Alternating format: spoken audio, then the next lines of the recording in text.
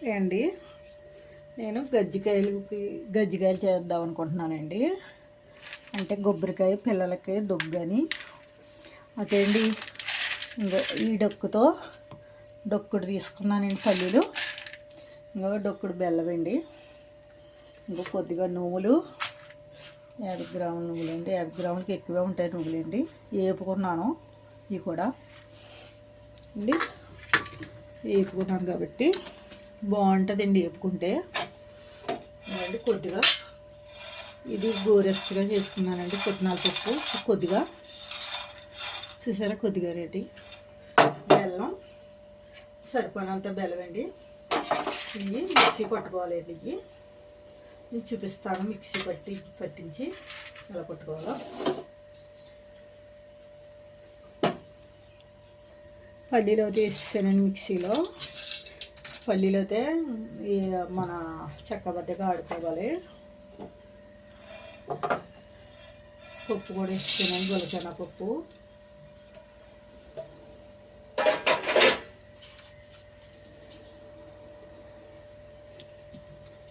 Mixie కొంచెం బరగ్గా పట్టుకోవాలి. ఇది ఇంకో నువ్వు పప్పు వేపుకున్నాను కదండి, దోరగా వేపుకున్నాను. ఇది కూడా వేసేస్తున్నాను ఇందులో. పిల్లలు తినొచ్చు, పెద్దోళ్ళు కూడా తినొచ్చు. అంటే బరగ్గా పట్టుకోవాలి, దాని గురించి అండి. ఇంకోండి బెల్లం కూడా వేసి ఇందులో ఆడేసాను. పొడిని చూసారా, బెల్లం సరిపడంత బెల్లం వేసుకోవాలండి దీంట్లో అండి. అవుతానండి. నేను వేసినవి కూడా అండి హెల్త్కి మంచి అండి. ఏంటండి, నువ్వు పప్పు మంచిదండి, పల్లీలు కూడా మంచివే కదండి. కొబ్బరికాయ కూర కూడా వేసుకోవచ్చు, పిల్లలకి దొగ్గు వస్తుందని. 1-2 తింటారు పిల్లలు అండి. పిల్లలు అన్నీ తినేరు కదా, తిన్నప్పుడు కొద్ది దొగ్గు వస్తుందని. పెద్దోళ్ళు కూడా తినటానికే కదండి. నేను అయితే ఇలా చేస్తున్నాను ఇది అండి, బాగుంటుందని. ఇందులోనే 2 లాలిక్కాయలు కూడా వేసేసుకున్నానండి. లాలిక్కాయ వేసుకుంటే ఫీవర్ బాగుంటుందని.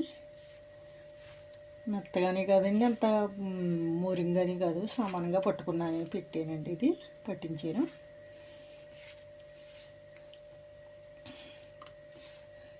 సరే, ఎలా ఉందా పొడు ముందు చేసి పెట్టుకుని పక్కన పెట్టుకుంటే అండి మైదా పిండిపై కలుపుకొచ్చండి. ఎంతకాలం అంటారండి.